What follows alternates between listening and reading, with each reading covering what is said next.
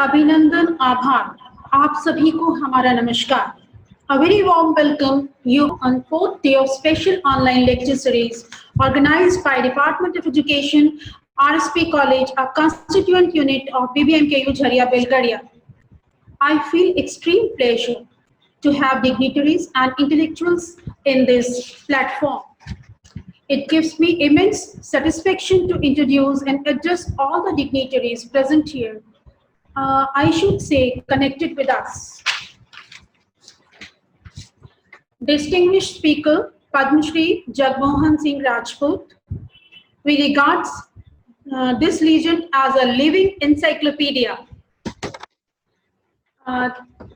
Chief Patron, Honorable Vice Chancellor Professor Anjani Kumar Srivastava, BBMKU Dhanbad,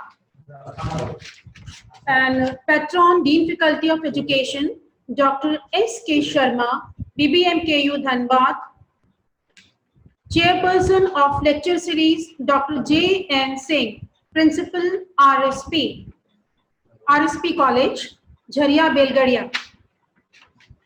First of all, I extend my heartfelt thanks.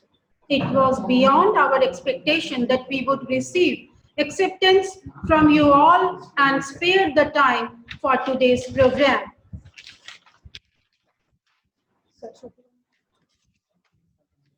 भारतीय परंपरा के अनुसार इस कार्यक्रम में सर्वप्रथम सरस्वती वंदना से अपने कार्यक्रम का प्रारंभ करेंगे। हम सभी माँ सरस्वती से प्रार्थना करते हैं कि हमारे हृदय में कोई शंक ना हो, कोई पंक ना हो, कोई द्वंद ना हो, कोई दम्भ ना हो। माँ शारदे, ज्ञान प्रकाश भरो, मोह अज्ञान तिमिर का जग से नाश करो।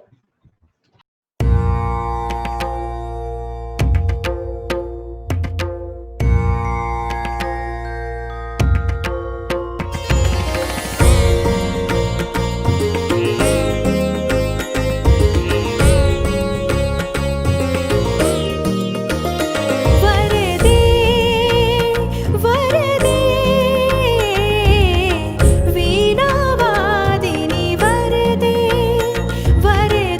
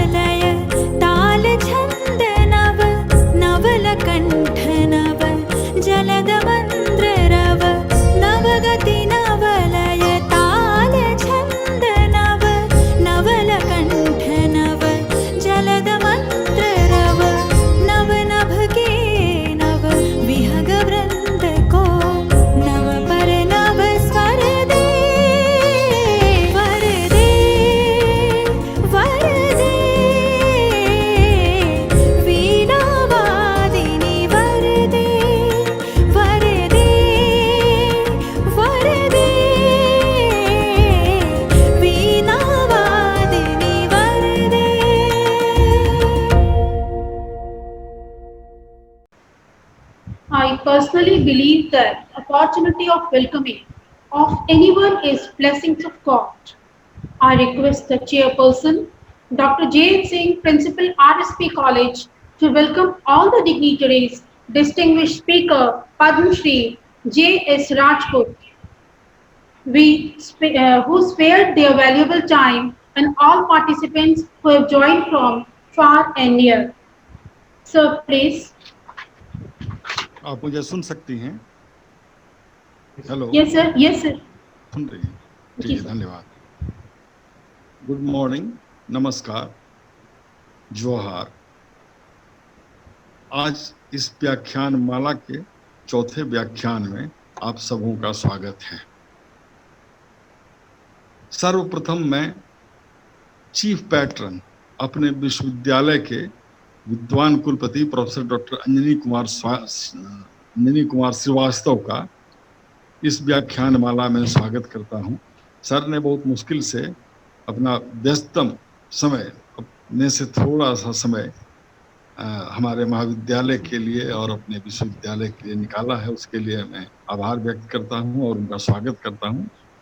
हमारे कुलपति महोदय झारखंड ही नहीं, हिंदुस्तान के जाने माने प्लांट पैथोलॉजिस्ट हैं और कैरियर एडवांसमेंट और रिसर्च के क्रम में दुनिया के कई देशों का भ्रमण किया है इन्होंने. अब मैं अपने डीन डॉक्टर एस.के. शर्मा, जो भूगोल के विद्वान हैं, उनका स्वागत करता हूं. इसके बाद मैं आज व्याख्यानमाला के मुख्य वक्ता पद्मश्री डॉक्टर J.S. राजपूत का स्वागत करता हूं. इनके संबंध में कुछ भी कहना सूर्य को दीपक दिखाने के समान. आप NCTE, NCERT जैसे प्रतिष्ठित इंस्टीट्यूशंस के हाईएस्ट पद पर सुशोभित कर चुके हैं, रह चुके हैं और आपके संबंध में बहुत ज्यादा मैं नहीं कहूँगा.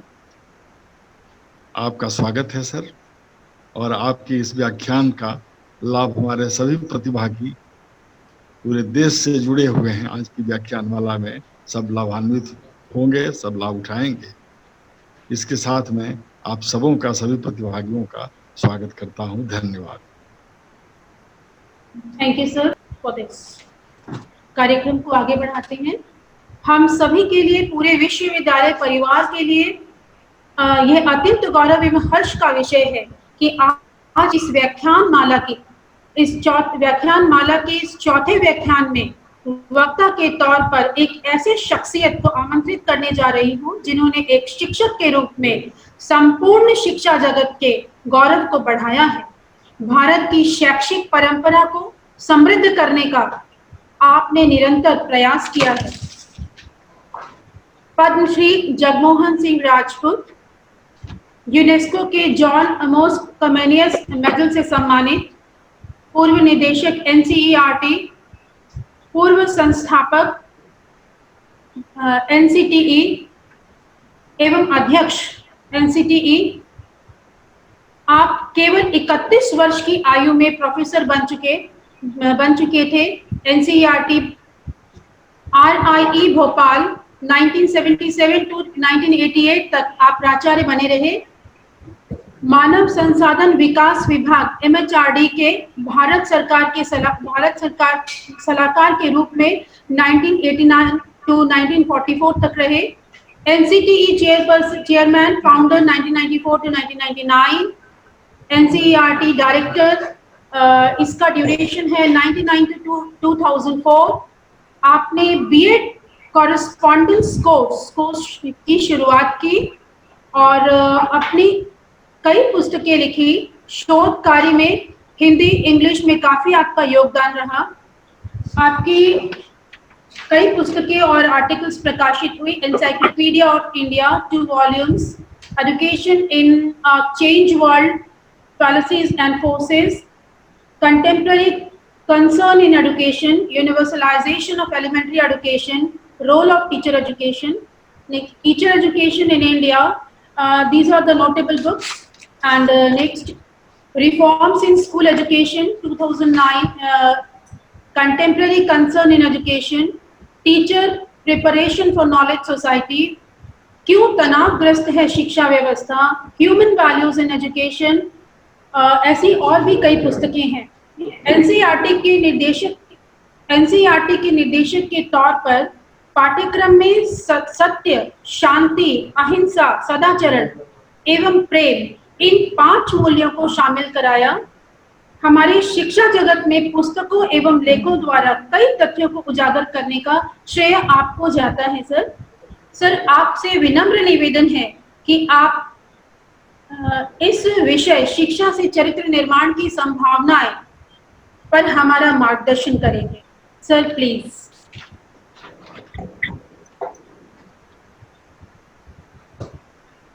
आप सबका स्वागत और अभिनंदन। भूपेंद्र जी को मैं धन्यवाद देता हूं, उन्होंने मुझे आमंत्रित किया। झरिया के संबंध में मैंने केवल सुना है। मैं झारखंड में, बिहार में बहुत जगह गया हूं, लेकिन झरिया नहीं गया। झरिया का नाम जब आता है तो कहा जाता है कि ये वो स्थान है जहां पर प्रकृति का वरदान है, अनेक संसाधन है, बहुत कुछ है, लेकिन इनका शोषण ही हुआ और स्थानीय लोगों को उसका लाभ नहीं मिला। इसका भी चरित्र से कहीं न कहीं संबंध है और होना चाहिए। आपका कार्यक्रम बहुत सी चीजों को दर्शाता है।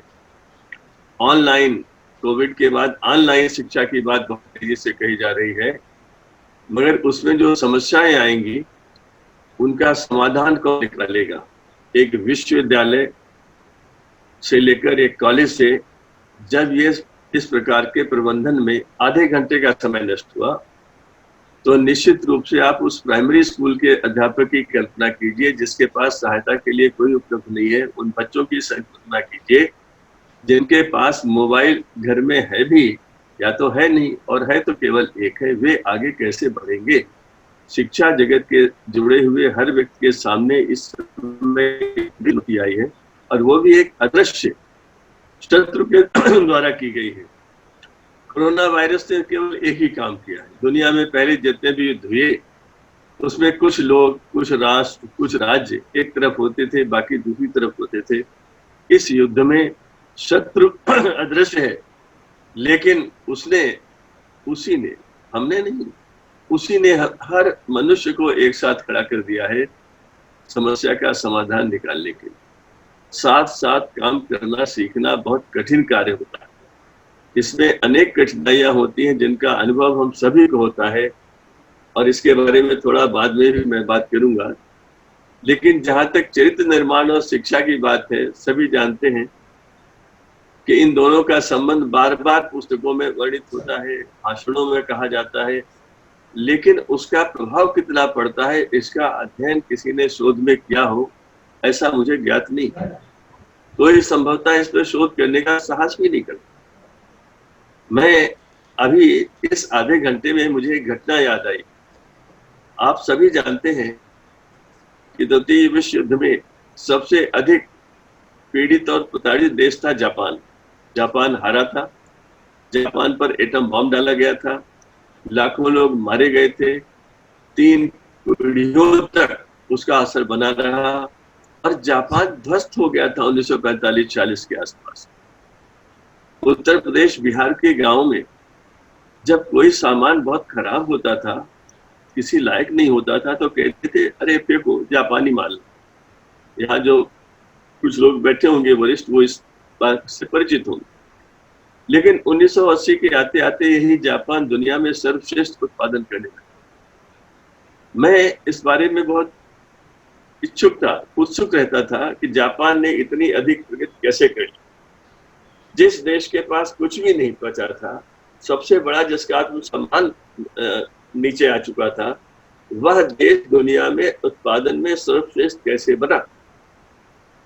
वो कौन सा चरित्र था, वो कौन से संस्कार थे जिन्होंने इस देश को फिर से अपने पैरों पर खड़ा कर दिया? आप जानते हैं 1950 में यूनेस्को में, संयुक्त राष्ट्र संघ में केवल 50 देश थे। आजकल 196 देश, यानी बहुत से देश स्वतंत्र हुए 1950 के आसपास, या यूं कहें 20वीं शताब्दी के लेटर हाफ में। अनेक देश, सैकड़ों देश स्वतंत्र हुए, आगे बढ़े और सभी को विकास की आवश्यकता थी। सभी को कहा गया विकास और प्रगति, क्योंकि विकास के बिना कोई रास्ता नहीं। तो जापान का अध्ययन किया मैंने। मैं जापान गया और मैंने लोगों से पूछा कि आपकी इतनी प्रगति कैसे हुई। उन्होंने कहा हमने अपने बच्चों पर ध्यान दिया, हमने अपने स्कूलों पर ध्यान दिया, बच्चों पर ध्यान दिया।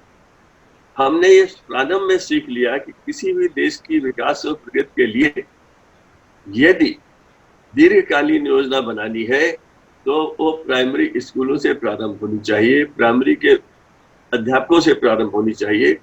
और हमने दो बातें हर उस बच्चे को बताई जो स्कूल में पढ़ता है, और वहाँ स्कूल पास करने के पहले हर बच्चे को हिरोशिमा लाया जाता है, वहां पर उसको एक हफ्ते रखते हैं और बताते हैं कि ये देश किस कदर अपमानित, पीड़ित और प्रताड़ित हुआ था, लेकिन आज हम तुम्हें यहाँ पर ले आए हैं कि तुम्हारे पास मकान है, रहने का है, शिक्षा है, सम्मान है, मगर इसको बचाने के लिए तुम्हें क्या करना पड़ेगा। हमने क्या किया? 1950 की जो पीढ़ी थी जापान, उसने क्या किया? उसने दो काम किए। उसने पहला किया, मैं जो कुछ हूं देश के लिए हूं, मैं कोई भी काम करूं, मैं कक्षा में पढ़ाऊं, मैं शोध करूं, या मैं स्कूल की सफाई करता हूं, किसी पद पर हूं, मैं देश के लिए काम करूं। दूसरा, कठिन परिश्रम का कोई विकल्प नहीं। देश के लिए कार्य करना है तो परिश्रम करना, कर्तव्य करने हैं, अधिकार की बात छोड़ देनी है। जब तक हमारा देश आगे न बढ़ जाए, अधिकार की बात अपने आप हो जाती है, वो मैं बाद में थोड़ा कहूँ। मुझे उन्हें एक उदाहरण दिया जो मैं समझता हूँ हर अध्यापक और हर विद्यार्थी जो यहाँ बैठा है अवश्य सुने, और उसका संभवतः मेरी इतनी देर बोलने का केवल एक उद्देश्य है, इसका मूल तत्व तो आपको याद रहे और आप भूल ना पाए। निश्चित भूल नहीं पाएंगे, क्योंकि मैं एक उदाहरण बार बार दोहराता रहता हूँ। मुझे एक अध्यापक ने, जो भारत को भी समझते थे, मेरे साथ अनेक अंतर्राष्ट्रीय गोष्ठियों में हिस्सा ले चुके थे, उन्होंने कहा आप जो जानना चाहते हो मैं आपको बता। हमने इन दो बातों के साथ साथ लोगों को इतना तैयार कर दिया कि उनके मनोभाव में और कुछ आता ही नहीं। हमने इसको उनके चरित्र का हिस्सा बना दिया, उनके संस्कारों का भाग बना दिया, उनकी आत्मा में अंतर्निहित कर दिया कि मैं केवल इसलिए जापान में पैदा हुआ हूं कि मुझे जापान की पुनर्रचना करनी। उस पुनर्रचना में मेरा परिवार भी अच्छा होगा, मैं भी थोड़ा आगे बढ़ूंगा, लेकिन मेरा मुख्य उद्देश्य मेरा राष्ट्र, उसकी प्रतिष्ठा है। उदाहरण लीजिए, यदि कोई अध्यापक कक्षा में 10 मिनट देर से जाता है और 50 विद्यार्थी उसकी प्रतीक्षा करते हैं, तो कितना समय नष्ट हुआ? 50 गुणे 10, 500 मिनट का समय नष्ट हुआ। और उन्होंने कहा कि इस ऐसा होने पर कोई भी प्राचार्य या कुलपति उस अध्यापक को कुछ कहता नहीं है, उसको कोई मेमो नहीं इशू करता है। उस अध्यापक के अंदर इतनी ग्लानि पैदा हो जाती है कि मैंने अपने देश की प्रगति से 10 गुणे 50 बराबर 500 मिनट की चोरी की है। Stolen 500 minutes from the progress of my country, I am guilty. और जब ये भावना पैदा हो जाती है तो सारे संस्थान समय से चलते हैं, अध्यापक तैयारी करके आते हैं, बच्चे समय से पहुंच जाते हैं, रेलगाड़ियां समय से चलती हैं, उत्पादन की गुणवत्ता बनी रहती है। अगर किसी रेलगाड़ी के डिब्बे को स्टेशन पर एक नियत स्थान पर 8:25 पर आना है, वहां लिखा हुआ है, तो वो 26 पे नहीं आएगा, और 26 पे आएगा तो कुछ लोगों को घर बैठा दिया जाएगा। ये अनुशासन, संस्कार और चेतन, विवेकानंद जी ने लिखा है कि संस्कारों की समष्टि ही चरित्र है। चरित्र का अर्थ कुछ लोग बहुत छोटा लेते हैं, चरित्र का अर्थ छोटा हो ही नहीं सकता। उसमें व्यक्तित्व विकास भी है, व्यक्ति भी है, व्यक्तित्व भी है, सब कुछ। शिक्षा के लिए हमारे बहुत बड़े विचारक रहे स्वामी रंगनाथानंद जी, रामकृष्ण मिशन आश्रम के सर्वोच्च पद पर रहे और देश भर में उनका सम्मान है। उनकी पुस्तकें आप में बहुत लोगों ने देखी होंगी, न देखी हो तो अवश्य देखिए। उन्होंने कहा कि अध्यापक क्या करता है? अध्यापक एक मासूम से इनोसेंट बच्चे को सामने पाता है, और यानी एक व्यक्ति उसके सामने आता है और अध्यापक उसे व्यक्तित्व में परिवर्तित कर देता है। ट्रांसफॉर्म से पर्सन इनटू ए पर्सनालिटी। वाक्य क्या है? ट्रांसफॉर्म से पर्सन इनटू ए पर्सनालिटी। और जब व्यक्तित्व का विकास होता है तो ये छोटा काम नहीं होता है, इसमें हर पक्ष जीवन का होता है। उसे आप पुस्तकों में पढ़ सकते हैं, कहीं भी देख सकते हैं, मगर इस वाक्य का महत्व आपके मन में अवश्य निश्चित रूप से आ जाना चाहिए। मैं तुम्हें करना क्या है? क्या केवल पाठ्यक्रम पूरा करने के लिए मैं अध्यापक हूँ? नहीं, मैं भारत की नई पीढ़ी बना रहा हूँ। और जब आपका सोच इतना विशाल हो जाएगा तब आप देखेंगे कि आप स्वयं आगे बढ़ जाएंगे। You will start growing up. आपका व्यक्तित्व तो निखरता जाएगा हर साल। हर अगला साल पिछले साल से आपके व्यक्तित्व को उभारेगा और लोग उसको देखेंगे। मैं भारत के भविष्य का निर्माण कर रहा हूँ। मेरा कर्तव्य क्या है? यावत जीवेत अध्येते विप्रा। मेरा अपना विकास कैसे होगा? मेरा चरित्र कैसे और प्रांजल होता जाएगा? कैसे उसका निर्माण होता जाएगा? कैसे वो और सुगठित होता जाएगा? अगर मैं इसका अर्थ समझ लूं, जो मेरी परंपरा का हिस्सा है, यावत जीवेत अध्येते विप्रा, समझदार व्यक्ति, वाइज पर्सन। विप्र का मतलब यहाँ पंडित जी से नहीं, पुरोहित जी से नहीं, यहाँ विप्र का अर्थ है हर समझदार व्यक्ति, ज्ञानवान व्यक्ति, विचारवान व्यक्ति जीवन पर्यंत सीखता रहता है। और ये हर जगह कहा गया, हर सभ्यता में कहा गया, हर पंथ में कहा गया है, हर धर्म में कहा गया, कहीं भी कहा जा सकता।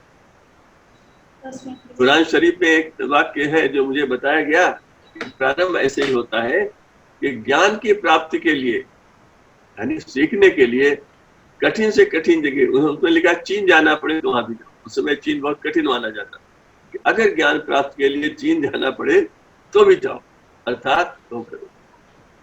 वहां पर इल्म शब्द बहुत बार आया है। अल्लाह के बाद, हजरत मोहम्मद साहब के नाम के बाद सबसे ज्यादा शब्द जो इस्तेमाल हुआ इल्म है।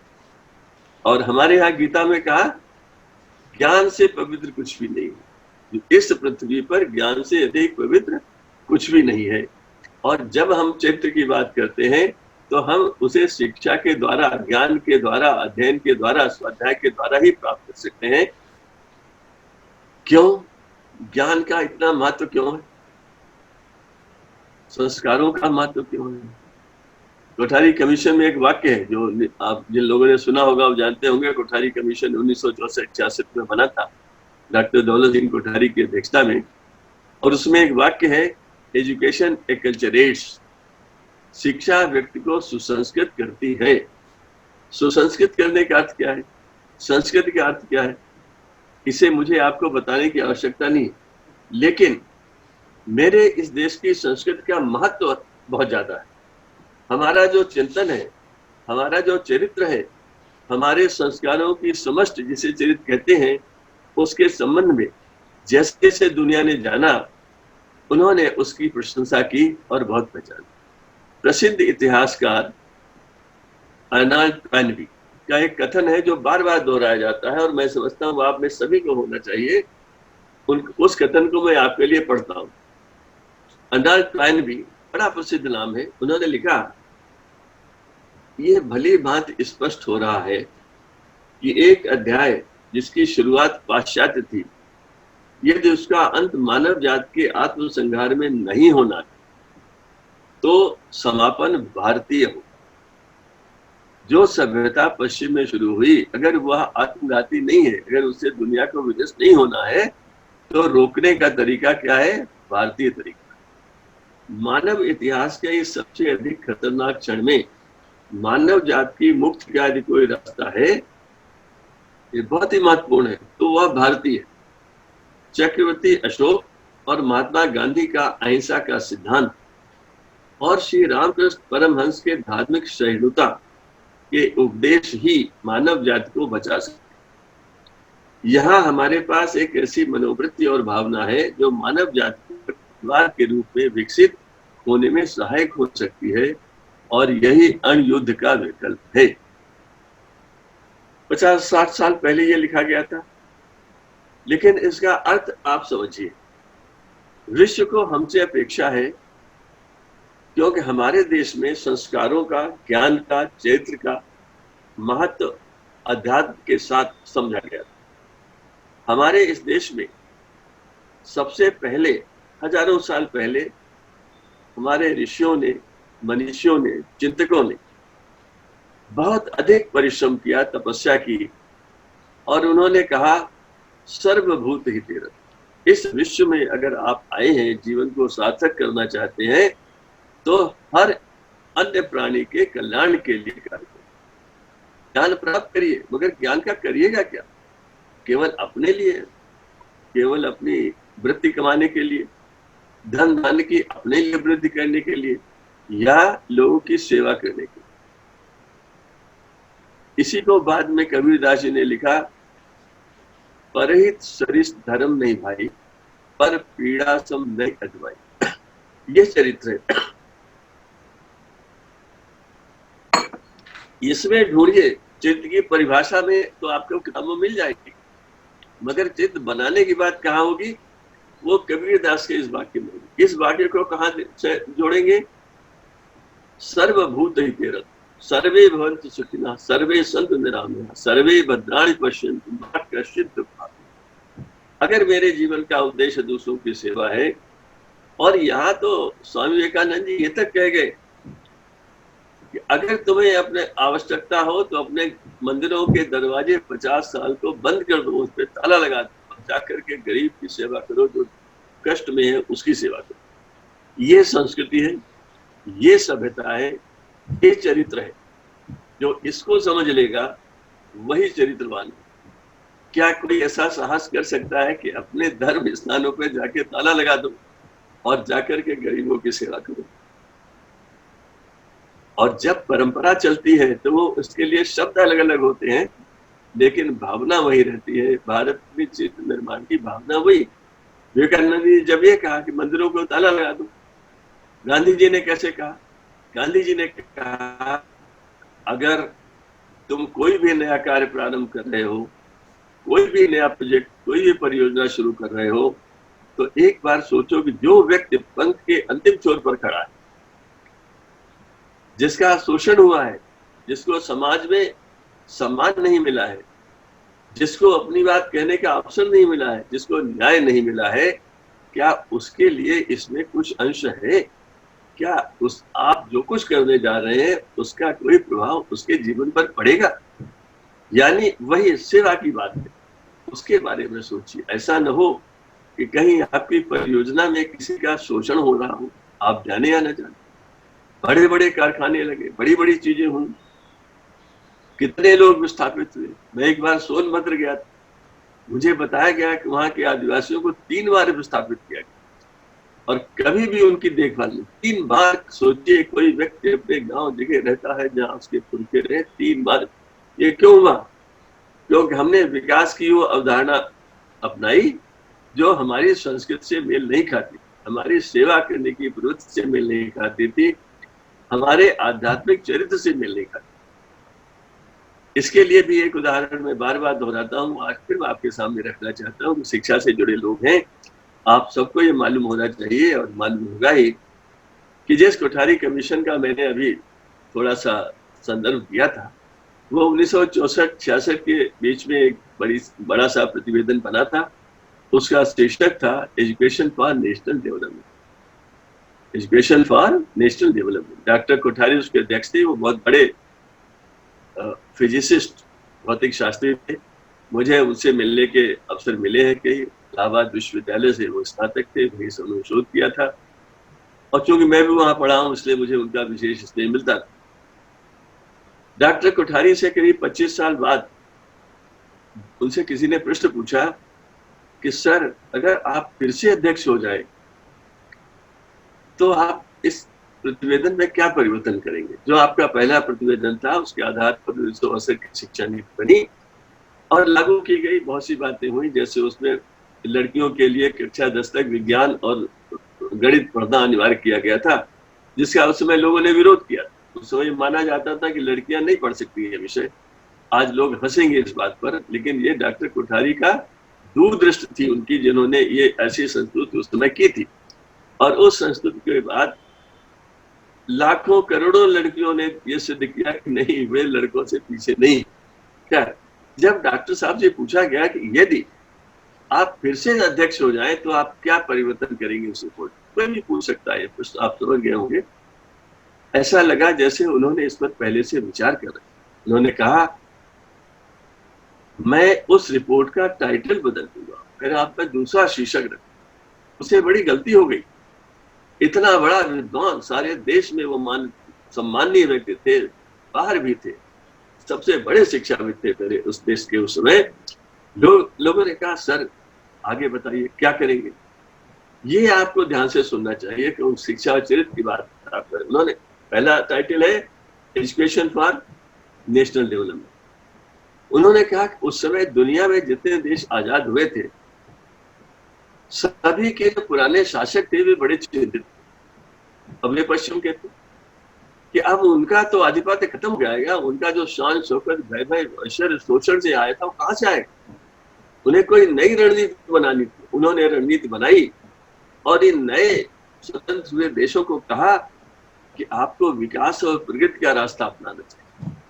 Growth and development, progress and development. आप डेवलपमेंट विकास करते, सड़कें बनाइए, ये करते, वो पुल बनाइए, सड़कें बनाइए, पानी के लिए करिए, बिजली के कारखाने लगाइए, स्टील के कारखाने लगाइए। लोगों को अच्छा, इन देशों के पास न तो विद्वान व्यक्ति थे, न अनुभवी व्यक्ति थे, न इनके पास शिक्षा थी। इन्होंने पश्चिम की इन अवधारणाओं को स्वीकार किया।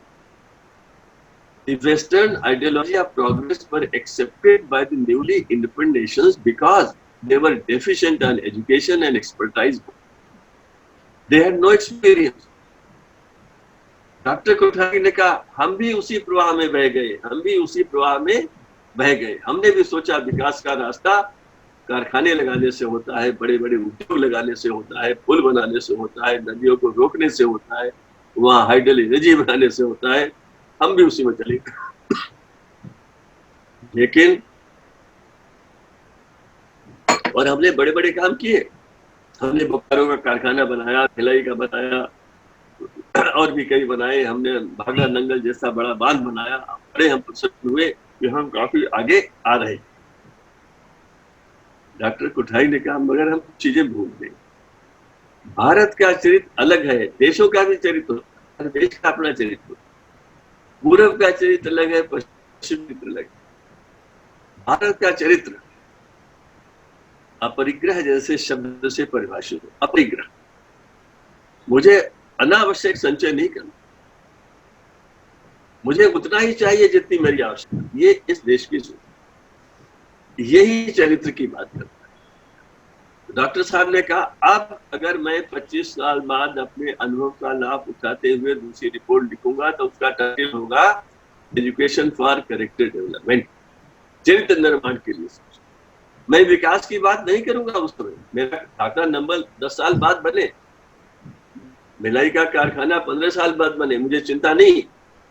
मेरे पास चरित्रवान व्यक्ति तैयार हो, मेरे स्कूलों में, कॉलेजेस में, संस्थाओं में, विश्वविद्यालय में चरित्रवान अध्यापक अगर तैयार होंगे तो जो पुल बनेगा वो टूटेगा नहीं 29 दिन में। जो पुल बनेगा वो बह नहीं जाएगा बाढ़ में। जो कारखाना चलेगा वो घाटे में नहीं जाएगा। कितने बड़े बड़े कारखाने, BHEL जैसे कारखाने घाटे में चले, पब्लिक सेक्टर के सब कारखाने चले। ये क्यों चले गए? क्योंकि हमने अपने देश के चरित्र को नहीं पहचाना। हमने व्यक्ति को ये नहीं बताया कि तुम जो भी करो इस देश के लिए करो, और किसी जगह कर रहे हो, कोई भी काम कर रहे हो, उसके महत्व को जानो। देश का भविष्य प्राइमरी स्कूल का अध्यापक बनाता है, मिनिस्टर नहीं बनाता। ये बात समझने की है, अंदर तक समझ लेने की है कि देश का भविष्य कहाँ बनता है। जहाँ संस्कार बनते हैं, परिवार में बनता है, जहाँ मानवीय मूल्य सिखाए जाते हैं। और ये मूल्य जब बच्चा बाहर आता है तो उसको सब कुछ इसका उल्टा दिखाई देता है। तो उसकी दृढ़ता आपको बनानी पड़ती है, उसको ऐसी संस्कृति देनी पड़ती है जो लगे कि मैं इसके अपने अंदर अंतर्निहित कर विश्व की हर समस्या का समाधान निकाल सकता हूँ। हमारे एक बहुत बड़े शिक्षाविद थे डॉक्टर राधा कुमुद मुखर्जी। आप में जो लोग शिक्षा पढ़ाते हैं वे उसका नाम भी जानते होंगे और संभवतः उनकी पुस्तक मिलती नहीं है, लेकिन कहीं कहीं मिल जाएगी, देखना चाहिए। उन्होंने प्राचीन भारतीय शिक्षा में इस तत्व को उभारा है जो मैं आपको अंग्रेजी में पढ़ रहा हूं, मेरे पास है। डॉक्टर राधा कुमुद मुखर्जी ने लिखा, ancient Indian education is also to be understood as being ultimately the outcome of the Indian theory of knowledge and the part of corresponding scheme of life and value. जीवन और मूल्य, इन्हीं के आसपास हमारी शिक्षा पद्धति बनी थी। That schemes take full account of the fact of that life includes death and that the two together form the whole unit. जीवन में जन्म भी है, मृत्यु भी है, जीवन के पहले की भी बात है, मृत्यु के बाद की बात भी है।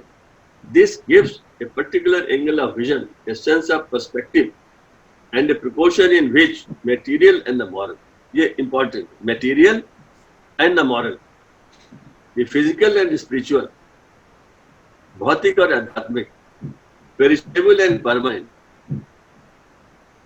जो परमानेंट है और जो विनष्ट होने वाला है, ये सब की सब चीजें जीवन में आ जाती है और जीवन इनका अंतर अपने आप निर्धारित कर लेता है, तभी जीवन आगे बढ़ता है। और ये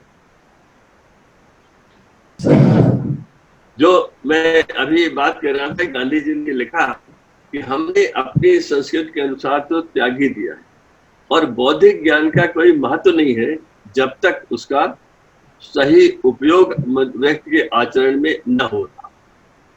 यहाँ ये देखिए, ये गांधी जी ने कहा, लेकिन उन्होंने सर्वश्रेष्ठता की बात नहीं कही। अपनी संस्कृति को श्रेष्ठ मानना एक चीज है और ये कहना कि मेरी ही सबसे अधिक अच्छी है, वो सही नहीं है। क्योंकि उन्होंने कहा कि मेरा आचरण, मेरा धर्म क्या कहता है, मुझे क्या सिखाता है।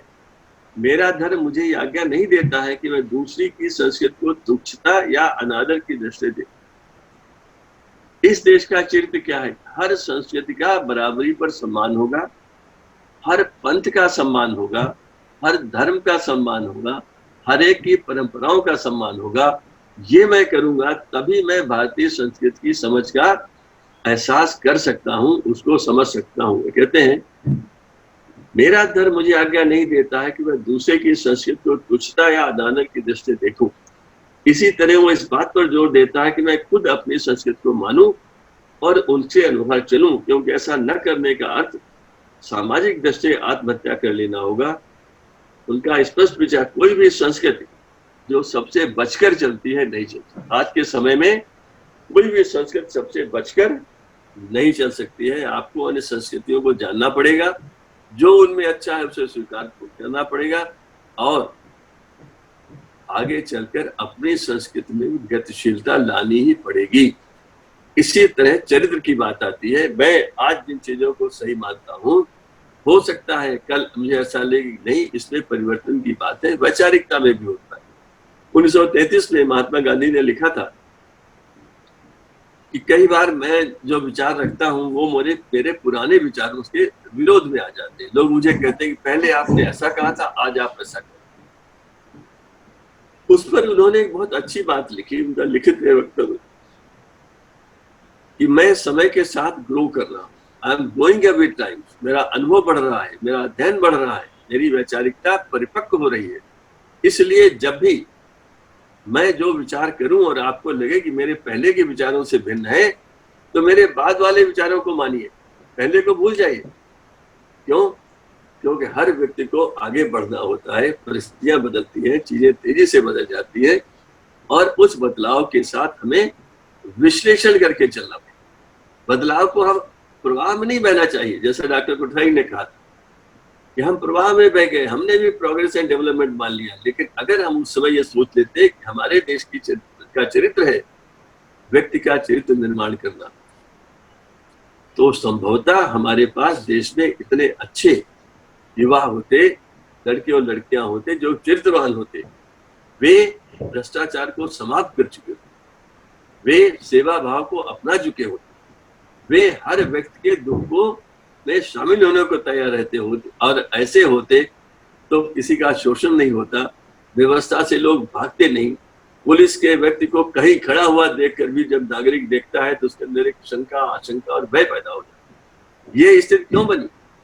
क्योंकि हमने चरित्र निर्माण की ओर ध्यान नहीं दिया और इस तरह में आप गए। अब थोड़ा सा एक उदाहरण मैं आपको और देना चाहता हूँ। हम सबने देखा, मैंने वहां से जिक्र किया था, द्वितीय विश्व युद्ध का जिक्र किया, हिरोशिमा का जिक्र किया, एटम बॉम्ब का जिक्र किया, और वहां से बहुत सी सीखने की बातें। 1939 में आइंस्टीन ने एक चिट्ठी लिखी थी अमेरिका के प्रेसिडेंट फ्रैंकलिन डिलानो रूजवेल्ट को।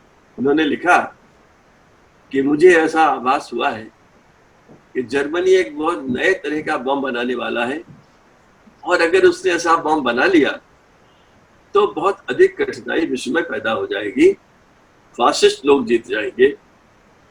चिट्ठी लिख दी।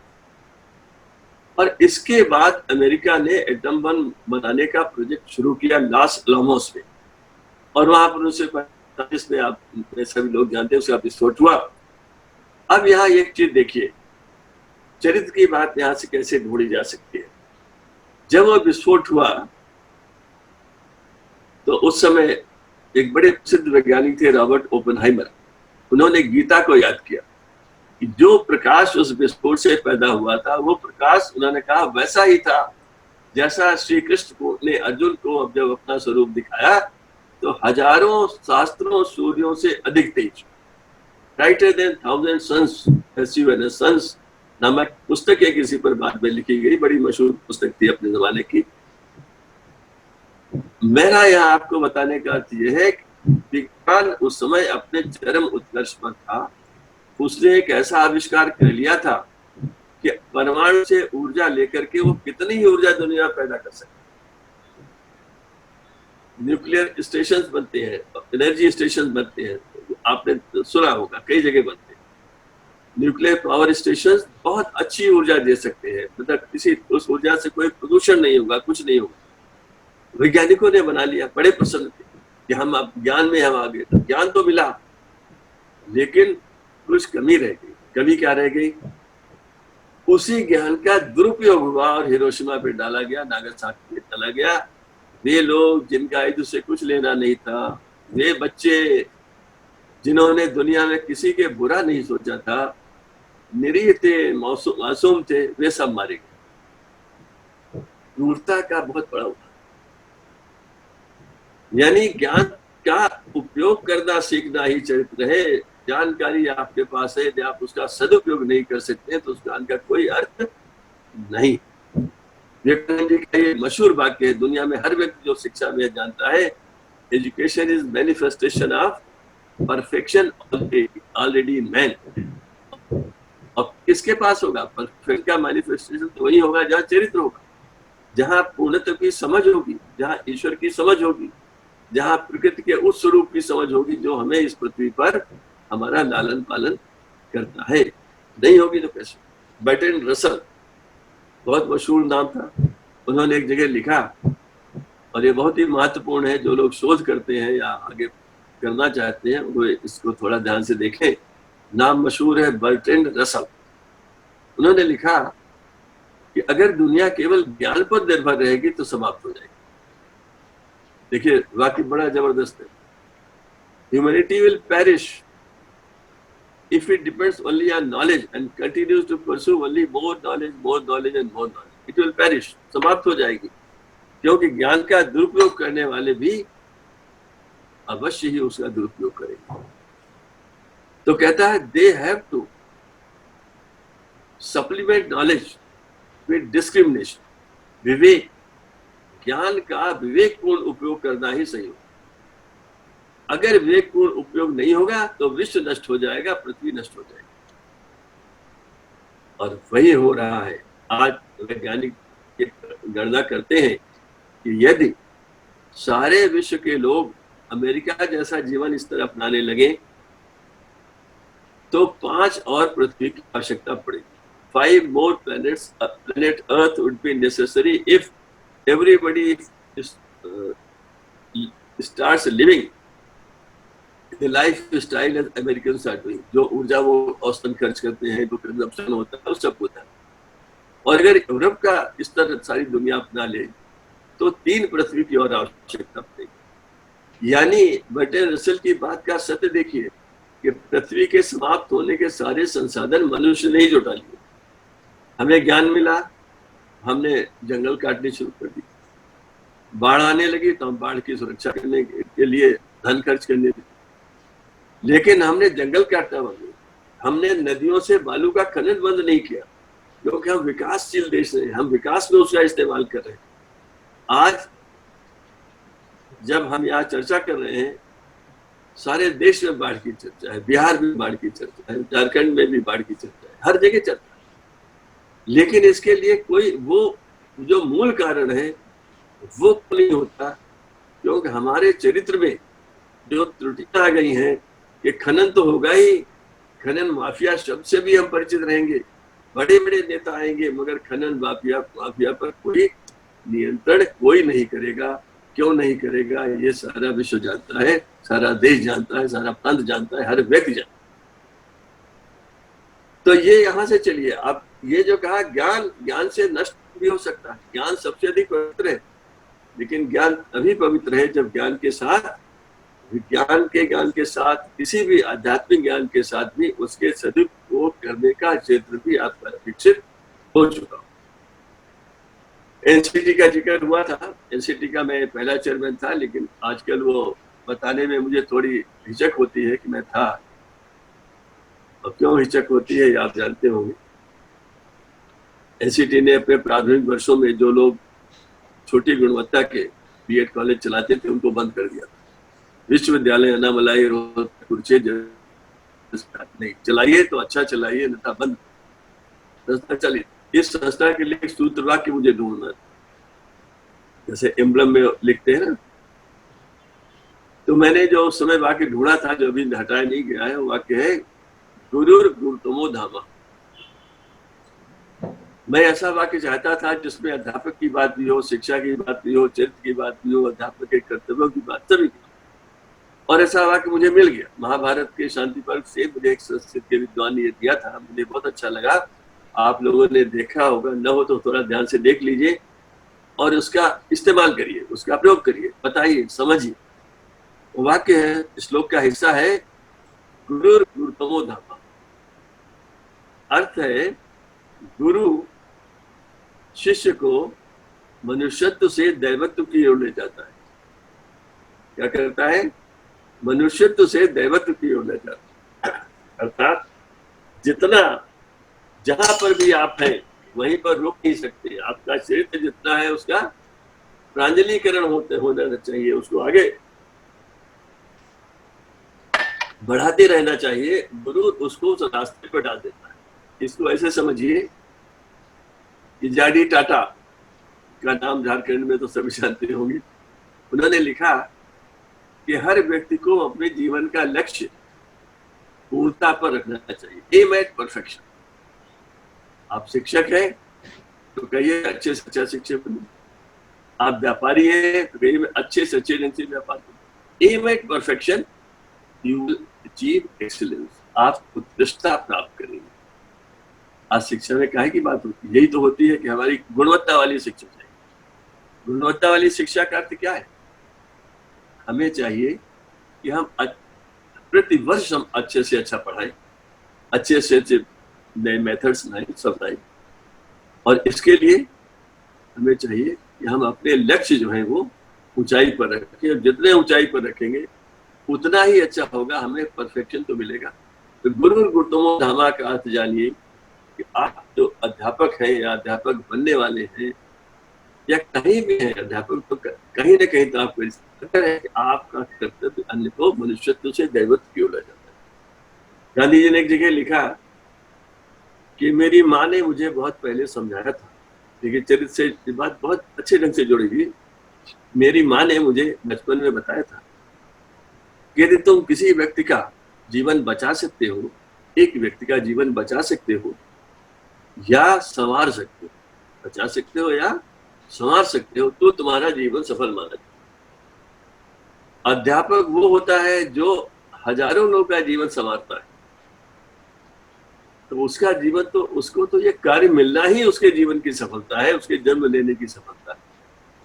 अगर एक का भी जीवन आप संभालते हैं तो आपका जीवन सफल है। और आप तो अपने परिवार के बच्चों का संभालते हैं, अपने घर परिवार में आसपास के लोग करते हैं, और हजारों लोग। ये विशेष स्थिति और किसी व्यवसाय में नहीं। लोग बड़े बड़े कारखाने चला सकते हैं, उत्पादन करते हैं, लेकिन जीवन संभालना उनका लक्ष्य नहीं होता है। आपका लक्ष्य है, हमारा शिक्षा में लक्ष्य है कि हम उनका जीवन कैसे संभालते हैं। मैंने जापान की बात की, वर्ल्ड वॉर की बात की, और दूसरे विश्व युद्ध के बाद दुनिया में लगा था कि ये जो हिंसा है, युद्ध है, मृत्यु है, हथियार है, ये रास्ता विश्व के लिए सही नहीं है और ये आत्मघाती होगा। वो आत्मघाती है, ये भी मैंने आपको बता दिया।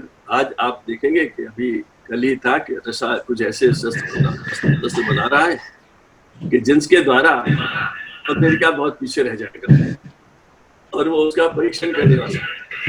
आप निश्चित मानिए कि रशिया के परीक्षण करने के बाद अमेरिका उसमें बिलियंस एंड ट्रिलियंस डॉलर खर्च करके उससे बड़ा शस्त्र बना लेगा। ये मनुष्य की इंजन जरूर बनाएगा, मानेगा नहीं।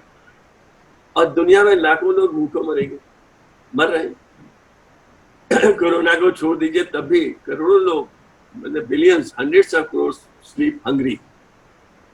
They live in indecent conditions, unacceptable condition. ये है। और क्यों हो रहा है? मनुष्य के पास इतना ज्ञान है, कौशल है, साधन है, संसाधन है कि दुनिया में हर व्यक्ति के लिए सब कुछ दिया जा सकता है। और इसका सबसे मशहूर, विश्व भर में मशहूर एक वाक्य है जो आप में बहुत लोग जानते होंगे, मैं दोहरा रहा हूं, और ये हर एक के पास होना चाहिए। ये भी महात्मा गांधी का वाक्य है। वाक्य है,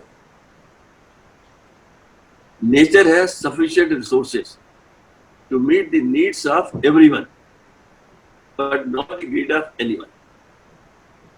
प्रकृति के पास इतने संसाधन है कि हर व्यक्ति की आवश्यकता पूर्ति हो सकती है, लेकिन एक के भी लालच की पूर्ति नहीं होती। एक लालची व्यक्ति यदि किसी बड़े पद पर पहुंच जाए, अफ्रीका में ऐसी बहुत घटनाएं हुई, तो सारा देश तबाह कर सकता है। सारे जंगल बेच दिए, सारी जमीनें बेच दी, दूसरों को माइनिंग के अधिकार दे दिए, देश तबाह होता है। इसका ढूंढिए, आपकी समझ में भी आएगा। प्रकृति ने ऐसा बनाया हुआ है, इतना बड़ा जबरदस्त उनका संसाधन मैकेनिज्म है कि जनसंख्या बढ़ती रहती है, मनुष्य सीखता रहता है कैसे उत्पादन बढ़ाया जाए। लेकिन जब वो ग्रीड हो जाती है, जब शोषण हो जाता है, एक्सप्लॉयटेशन हो जाता है, तब समस्या पैदा होती है कि कुछ लोग अरबपतियों की श्रेणी में चले जाते हैं और लाखों करोड़ लोग बेघर हो जाते हैं। इस स्थिति को कैसे संभाला जाए, ये व्यक्ति के चरित्र पर आता है।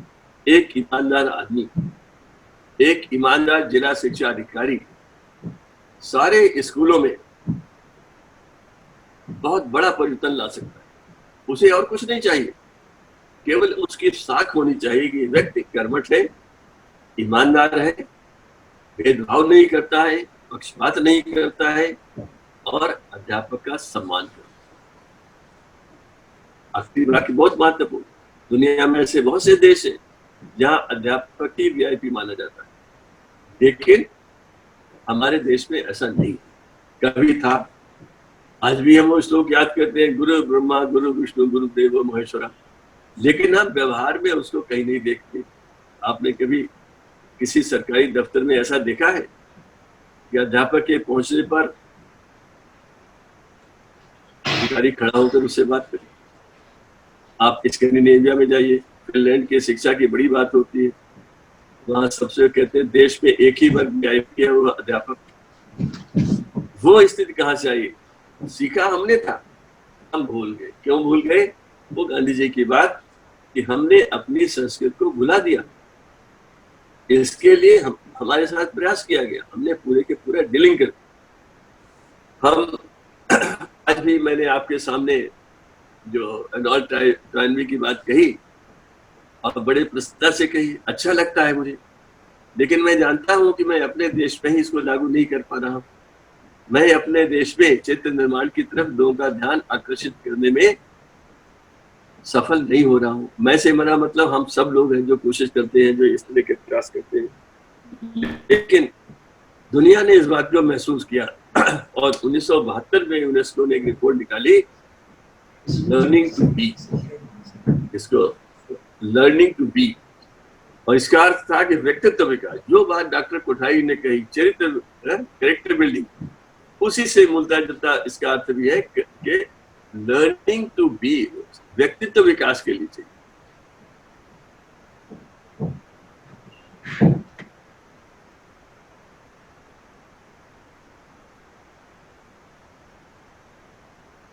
तो है कैसे कैसे हमें अपने मस्तिष्क के द्वारा सामान्य परिस्थितियों का अध्ययन कर अपने चरित्र की दृढ़ता के साथ अपनी रणनीति बनानी चाहिए कि मैं अधिक से अधिक लोगों के जीवन को संवारने में कार्य कर सकूं। एडगर फॉरे की इस रिपोर्ट के बाद लोगों में चर्चा शुरू हुई कि वैल्यू एजुकेशन की बात होनी चाहिए, कैरेक्टर बिल्डिंग की बात होनी चाहिए और लोगों को अपने कर्तव्य बोध की तरफ ले जाना चाहिए। भारत में कर्तव्य बोध का एक बहुत बड़ा तरीका है, सिंपल सा तरीका है जो आप में से बहुत लोग जानते हैं, लेकिन मैं दोहरा रहा हूँ क्योंकि वो बहुत महत्वपूर्ण है। हमारे यहाँ जब कोई बच्चा जन्म लेता है तो कहते हैं कि 3 ऋण उसके ऊपर आ जाते हैं। ये 3 ऋण कौन से हैं? पहला है पितृ ऋण, माता पिता जो जन्म देते हैं, परिवार उससे जुड़े हुए, इस सब पितृ ऋण में आते हैं, परिवार उसे संभालता है, करता है। दूसरा है दैव ऋण, प्रकृति उसे पालती पोषती है, हवा पानी सब कुछ मिलता है और कोई शुल्क नहीं लगता था, प्रकृति ने शुल्क नहीं लगाया, मनुष्य ने मनुष्य में लगा दिया, वो बात अलग है, लेकिन वो दैव ऋण है। और तीसरा है ऋषि ऋण।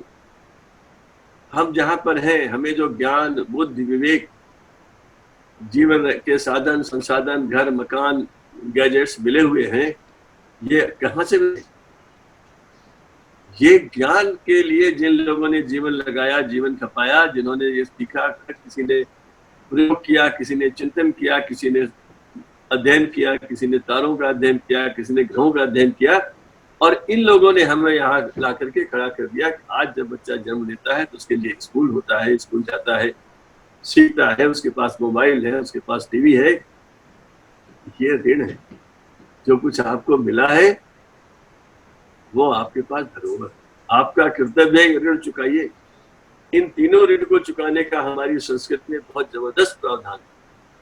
दुनिया में ऐसा कहीं नहीं है जहाँ पेड़ पौधे पशु पक्षियों को दैवत्व दिया गया।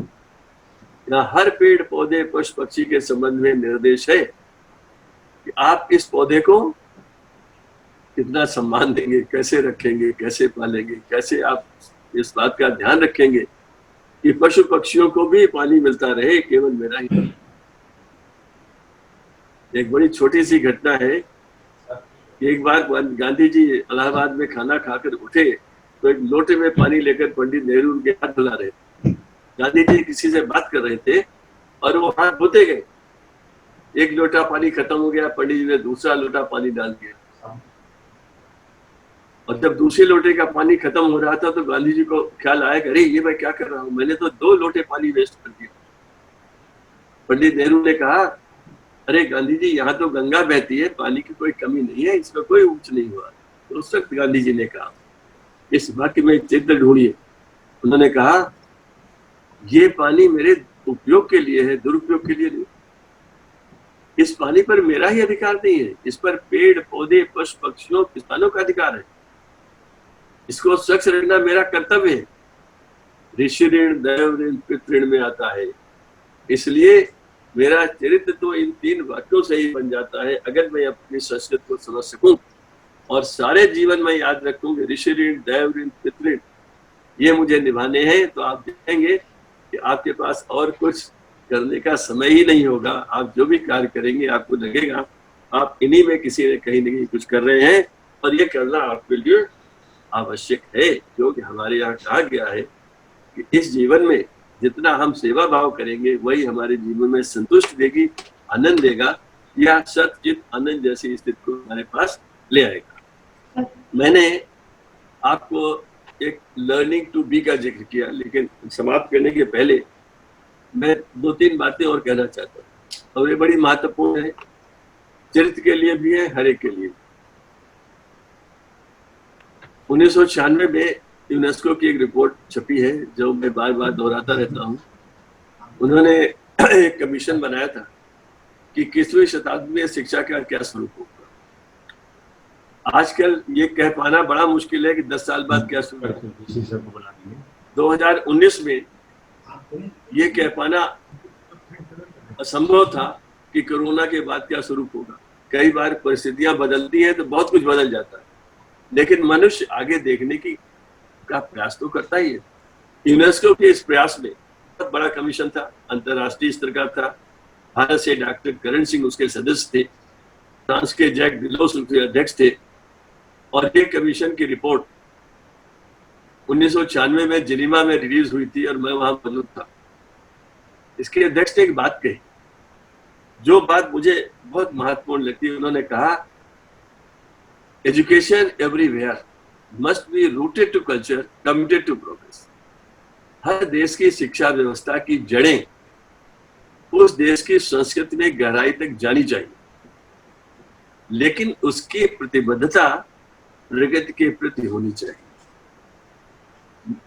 इसको मैं दोबारा कहता हूँ, मेरे देश की शिक्षा व्यवस्था की जड़ें, उसका आधार, उसका स्तंभ मेरे देश की प्राचीन संस्कृति के ऊपर बनना चाहिए। तो उसके बाद जो परिवर्तन हुए उनको समाहित करते हुए उस पर बनने के बाद मैं नए ज्ञान को उपयोग करने के लिए हमेशा प्रतिबद्ध भी मुझे रहना चाहिए। अगर कंप्यूटर कहीं अलग बना है तो मैं ये नहीं कह सकता कि नहीं, मेरे प्राचीन भारत में कंप्यूटर नहीं था इसलिए मैं इस्तेमाल नहीं करूंगा। नहीं, मुझे उसका उपयोग करना चाहिए, लेकिन विश्लेषण के बाद करना चाहिए।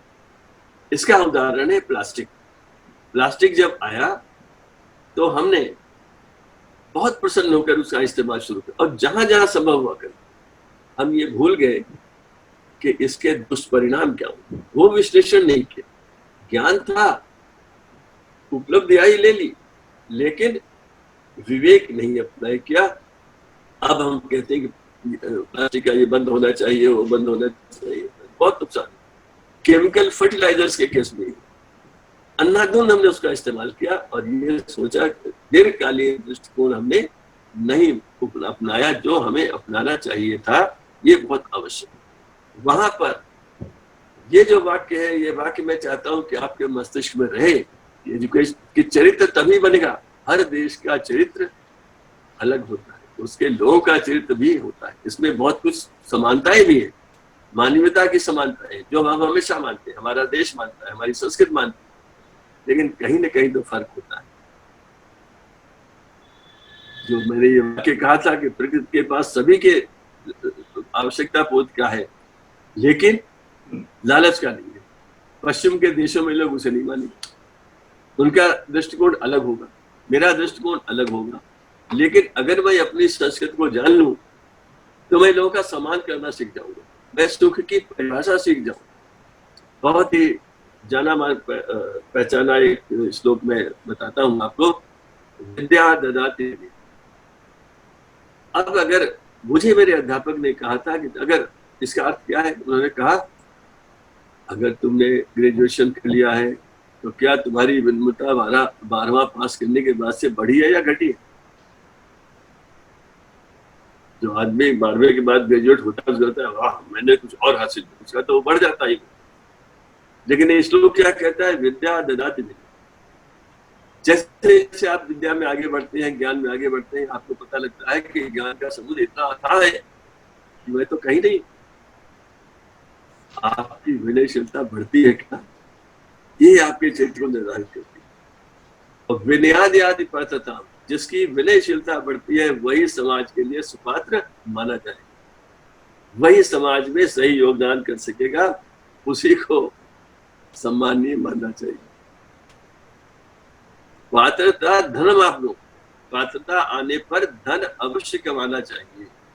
धन अर्जन करना, धर्म अर्थ काम मोक्ष जो हमारे पुरुषार्थ बताए गए हैं, ऐसा कहीं नहीं लिखा है कि आपको धन नहीं चाहिए, आपको अच्छा जीवन नहीं बिताना चाहिए, आपको सुख से नहीं रहना चाहिए, ऐसा कहीं नहीं। पात्रता धनम आपनो होती, आप धन कमाइए। लेकिन इसके बाद की जो पंक्ति है, जो 3 शब्द हैं, वे पूरब और पश्चिम की संस्कृतियों के अंतर को स्पष्ट कर देते हैं। उन्हीं संस्कृतियों के आधार पर जो चरित्र बनते हैं, उसमें एक तरफ साम्राज्यवाद उत्पन्न होता है और दूसरी तरफ आध्यात्मिकता उत्पन्न होती है। अगर वो व्यवधान में भी चली जाती है तो भी देश हमेशा यही कहता रहा, मुझे तो आध्यात्मिकता नहीं आगे बढ़ता, मुझे तो अपरिग्रह को ही मानना है, मैं तो उतना ही प्रयोग करूंगा जितना मुझे आवश्यक है मेरे जीवन के लिए, उतने ही करूंगा, उतना नहीं करूंगा।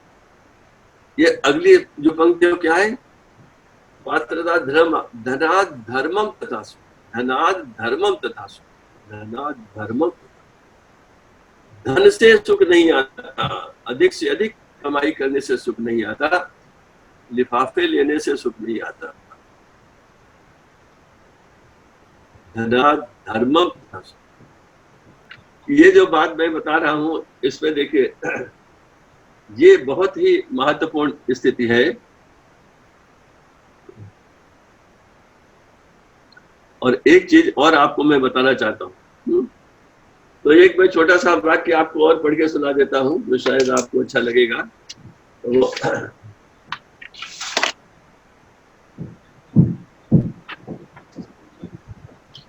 वो है कि यदि तुम किसी व्यक्ति के चरित्र की जांच करना चाहते हो, ये हमारे सामने कई बार आता है, बार बार आता है, यदि तुम किसी व्यक्ति के चरित्र की जांच करना चाहते हो तो उसके बड़े कार्यों से उसकी जांच मत करो।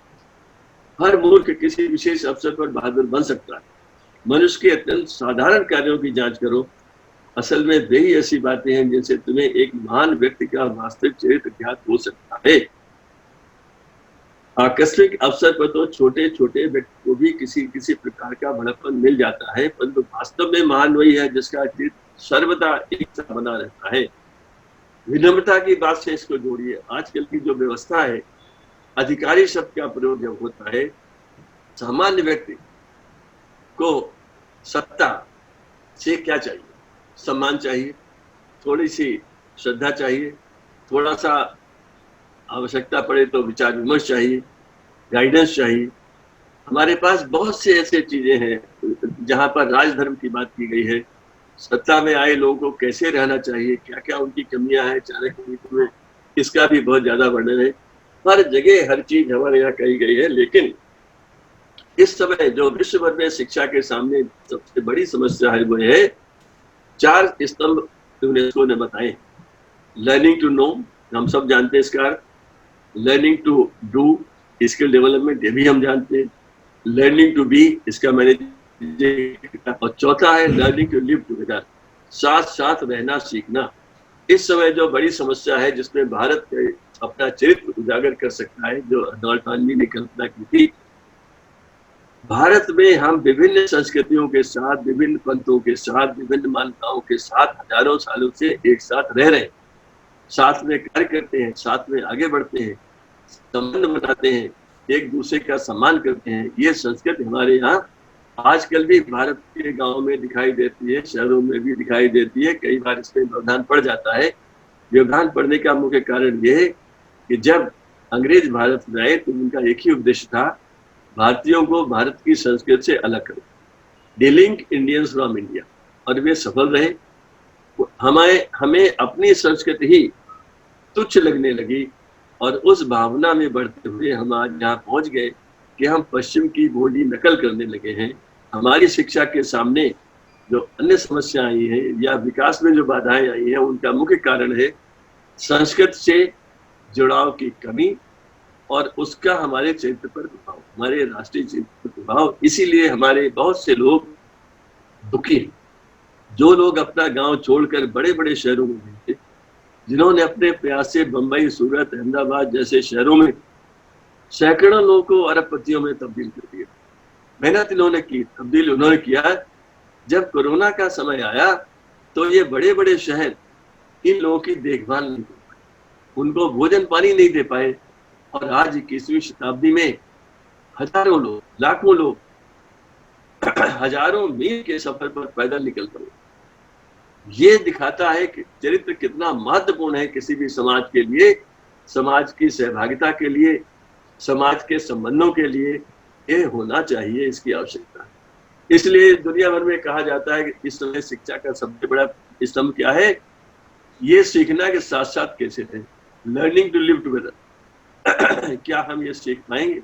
अगर हम ये सीख लें तो निश्चित रूप से बहुत कुछ आगे भी किया जा सकता है, किया जाता रहेगा और लोग करते रहेंगे। मैं समझता हूँ मैंने काफी आपसे बातचीत की, इसको सामान्य बातचीत के रूप में लीजिए। ये कोई शोध के आधार पर नहीं है, अनुभव के आधार पर कुछ तथ्य मैंने दिए हैं, कुछ संदर्भ दिए हैं जिससे आप आगे देख सकें। और हमारे यहाँ तो दो बातें बहुत महत्वपूर्ण मानी जाती हैं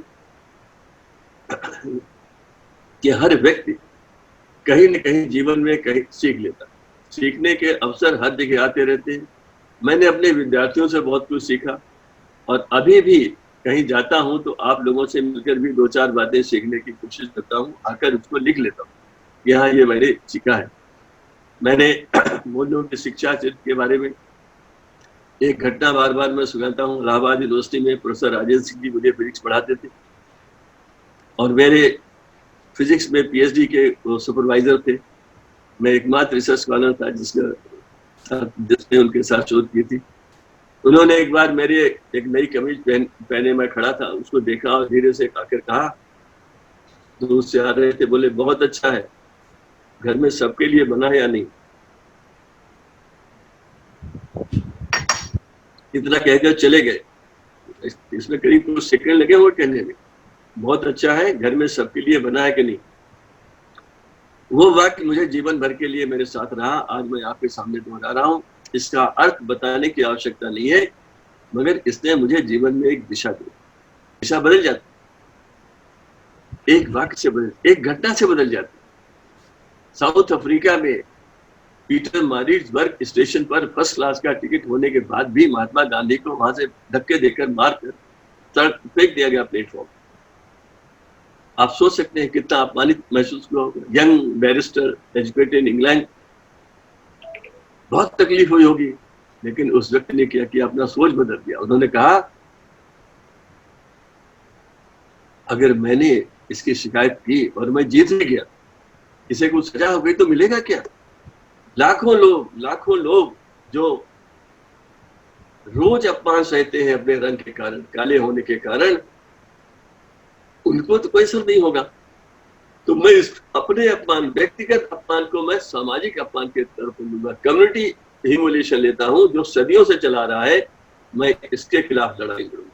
उन्होंने अपना क्षितिज बढ़ा दिया, फैला दिया, आसमान बढ़ा कर दिया, लेकिन लक्ष्य एक ही रखा कि मैं एक ही काम करूंगा, मैं उन कलर प्रेजुडिस को खत्म करने का काम। उस घटना से गांधी का व्यक्तित्व बदल गया और उन्होंने एक बार किसी ने पूछा कि आपके जीवन का सबसे महत्वपूर्ण क्षण कौन था? उन्होंने कहा वो साउथ पीटर मारिट्सबर्ग स्टेशन पर, that was the most creative moment of time. Creative moment, देखिए क्रिएटिविटी अंदर से आई जब उनका जीवन का रास्ता बदल गया। जब वो चंपारण गए, फर्दर चंपारण में जब उन्होंने हालत देखी तो उनका दृष्टिकोण बदल गया। उनका चरित्र और परिष्कृत, वो व्यक्ति में सुसंस्कृत हो गए, दूसरों के दुख को और अधिक अपना महसूस करने लगे। इससे बड़ा और कुछ हो ही नहीं सकता। कुल मिलाकर अध्यापकों के लिए अपरिग्रह जैसे शब्द हमारे साथ साथ चलने चाहिए। ये लक्ष्य हमारे साथ रहना चाहिए कि मैं छोटा काम नहीं, मैं चाहे कहीं भी हूं, मैं लोगों के जीवन को दिशा दे रहा हूं, मैं भारत का भविष्य निर्माण कर रहा हूं। और मुझे क्या चाहिए? साईं इतना दीजिए जिसमें कुटुंब समाए, मैं भी भूखा ना रहूं, साधु न भूखा जाए, और कुछ नहीं चाहिए। आप सबको बहुत बहुत धन्यवाद, आपने इतनी देर मुझे सुना। मैं आप सबको धन्यवाद देता हूं, शुभकामनाएं देता हूं और आशा करता हूं कि अगर इसमें से कुछ बातें आपके चरित्र को और सुसंस्कृत करने में सहायता कर सकें और उसका प्रभाव हजारों आपके विद्यार्थियों पर पड़े, आपके सहयोगियों पर पड़े, ये संख्या बड़ी हो या छोटी हो, तो मुझे लगेगा कि मैं अपने समय का किया है। आप सबको बहुत बहुत धन्यवाद, बहुत बहुत आभार, नमस्कार। धन्यवाद सर, आपने हम सभी का मार्गदर्शन किया सर। और निश्चित रूप से आपके ये जो शब्द हैं वो हमें एक नई दिशा देंगे। यह शिक्षा जगत ही समाज एवं राष्ट्र के उत्कर्ष का आधारशिला है। और सर, आपने जो हमें अभी जापान का जो उदाहरण दिया, इन सभी कार्यों कर्तव्यों को चरित्र का भाग बना जापान में जो वहाँ के बच्चे हैं उन सभी को उनके कार्य और कर्तव्यों को उनके चरित्र का भाग बना दिया। यही कारण है कि जापान आज द्वितीय विश्व युद्ध के बाद फिर उभर कर आया। और सर, इसे मैं इन शब्दों में कहना चाहूंगी कि कोई भी राष्ट्र जनबल या फिर धनबल से महान नहीं बनता, उसके लिए चरित्र बल होना चाहिए।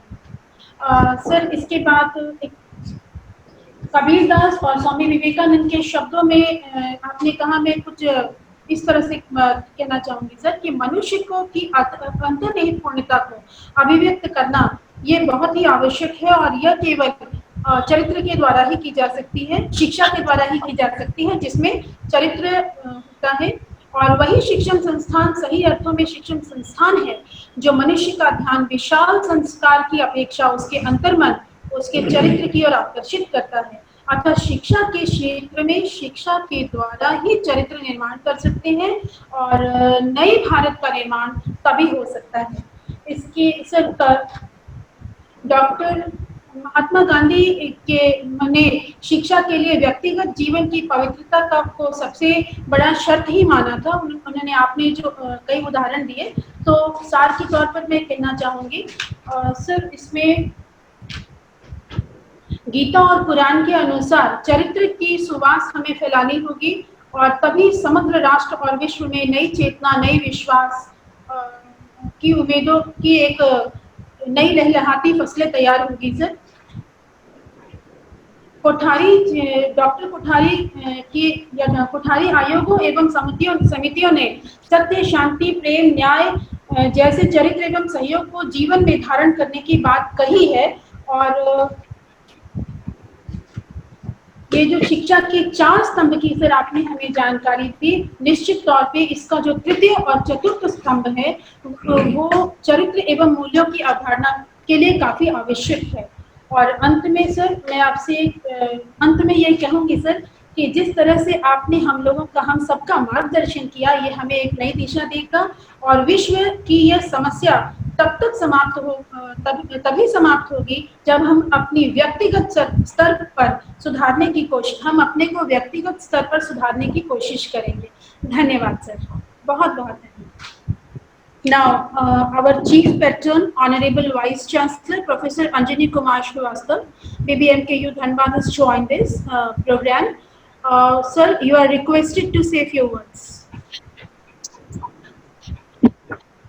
सर्वप्रथम मैं आज के वेबिनार में उपस्थित सभी लोग, आरएसपी कॉलेज झरिया के शिक्षक और विभिन्न महाविद्यालयों से उपस्थित शिक्षकगण, छात्र एवं छात्राओं को अपना साधुवाद देना चाहता हूं, जिन्होंने यहाँ पर शिरकत की और एक विद्वान वक्ता प्रोफेसर जीएस राजपूत जी को सुना।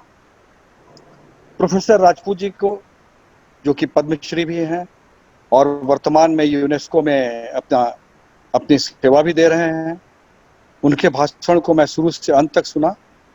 मुझे स्वागत भाषण के लिए चुना गया था, लेकिन टेक्निकल प्रॉब्लम्स के कारण मैं स्वागत में प्रेजेंट होते हुए भी अपने आप को अपनी उपस्थिति नहीं दर्ज करा पाया।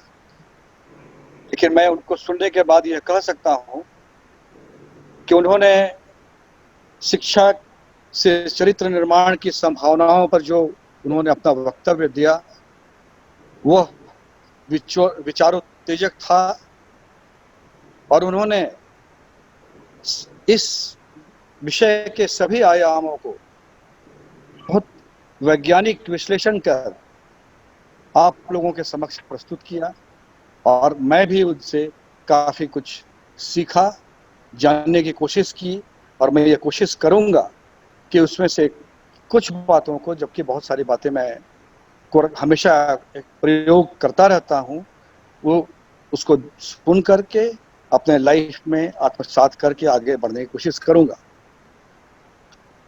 मैं ये कहना चाहता हूं कि शिक्षा वस्तुतः ये एक शाश्वत सत्य है कि मानवता में जो भी अंतर्निहित है उसे अभिव्यक्त करने का माध्यम है और उपाय है। आत्मा परमात्मा का स्वरूप है, डिवाइन है, प्योर क्रिस्टल की तरह है, जो विश्व के समस्त अच्छी चीजों को आत्मसात करता है और अपने में संजोए रखता है, और उसका वो एब्स्ट्रैक्ट रूप है। अभी विद्वान वक्ता ने महात्मा गांधी जी का जिस तरह से नाम लिया, उनके भी सारे लिटरेचर्स, वक्तव्य जो है, हमारे एक शिक्षक थे सेंट जेवियर्स कॉलेज में, वो हमेशा कहते थे कि even if the crystal could speak, it would speak the language of Mahatma Gandhi. मतलब आप जानते हैं कि the purest form of anything is the crystal.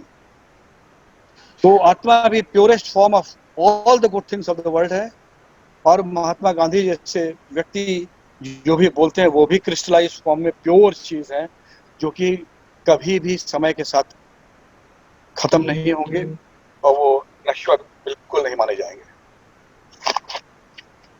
मैं ये कहना चाहता हूं कि हमारे शरीर के अंदर जो भी विचार हैं उसको हमको अभिव्यक्त करना है, और विचार दो प्रकार के हैं। एक आत्मा के द्वारा निकली हुई, जो कि मैंने पहले ही कहा कि प्योर क्रिस्टल के फॉर्म में है, और दूसरा उस पर आवरण चढ़ा हुआ है, और इसी आवरण को हटाना है, जिसको कि हम शिक्षा के माध्यम से दूर कर सकते हैं। शुरू में जितने भी दार्शनिक हमारे भारतवर्ष में जितने भी दार्शनिक हुए, शुरू से ही आप जिसका भी नाम ले लें, मैं तो सिर्फ बुद्ध, जैन और रामकृष्ण परमहंस, इवन अरविंदो घोष, महात्मा गांधी, सबको, रविन्द्रनाथ टैगोर, सबको फिलोसोफर कृष्णमूर्ति, ये सबको एक फिलोसोफर दार्शनिक अपने कंट्री का, अपने देश का के विचारों को व्यक्त करने वाला दार्शनिक बतलाता हूं।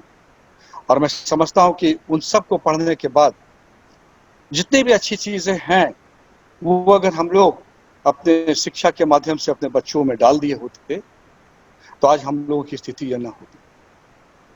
हम लोग क्यों नहीं डाल पाए, ये एक बहुत ही गंभीर विषय है, लेकिन लोगों का ये जो कहना है, बहुत दिनों के बाद हम लोगों ने ये रियलाइज किया कि हम लोग अपने भाषा और संस्कृति से दूर हुए, पहले भाषा से दूर हुए।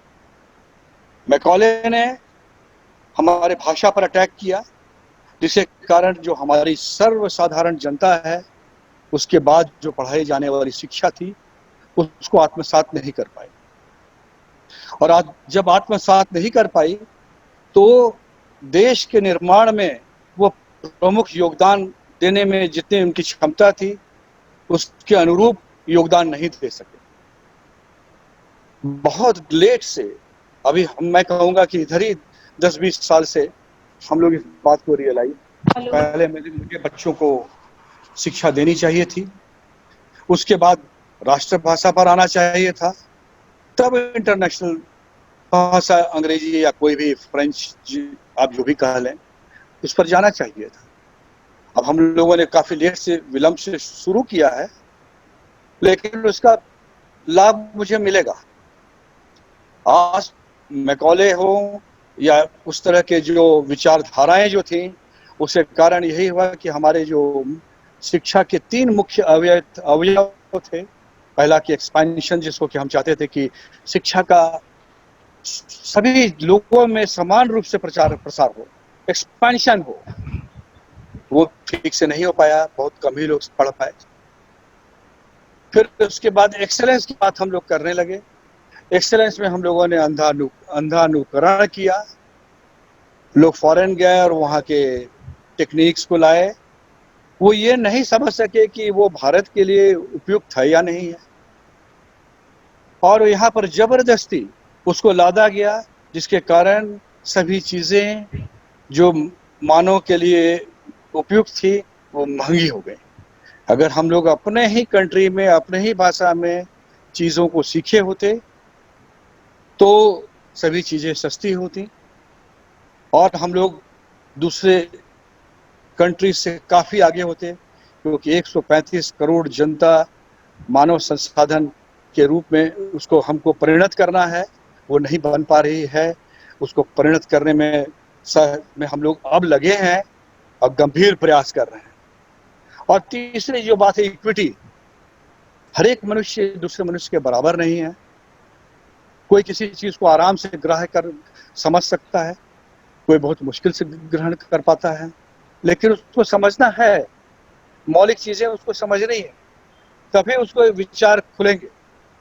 और इन विचारों को खोलने के लिए हमको अपने देशज भाषा, देशज नीतियां और देश में ही उत्पन्न विचारों को ही यूज करना होगा, और उस आधार पर ही हम दूसरे देशों पर जो भी आवश्यक हो ले सकेंगे। ये मेरे ख्याल से सबसे ज्यादा इम्पोर्टेंट है। दूसरी बात ये है कि जैसा कि मैंने कहा कि एक आवरण बना हुआ है आत्मा पर, उस पर बहुत सारी चीजें, उसको हटाएंगे तभी आत्मा से निकली हुई आवाज सामने आएगी। और आत्मा से निकली हुई आवाज हमेशा अच्छी होती है, और जो चीज अच्छी होती है वही चरित्र है। इसलिए मेरा चरित्र परिवार के प्रति, मेरा चरित्र समाज के प्रति, राष्ट्र के प्रति और राष्ट्र के प्रति एवं विश्व के प्रति अलग अलग होगा, और सबके अपने अपने सोपान हैं।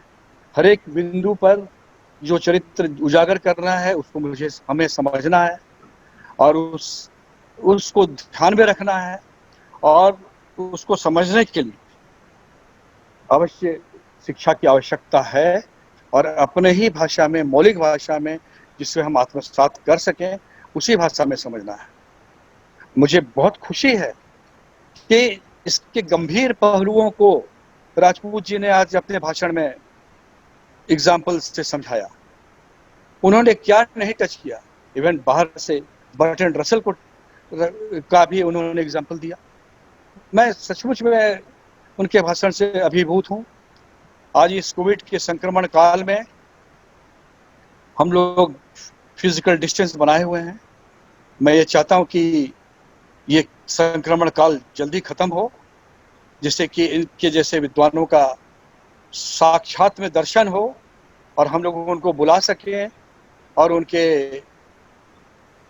वक्तव्यों का, उनसे मिलने का लाभ उठा सकें।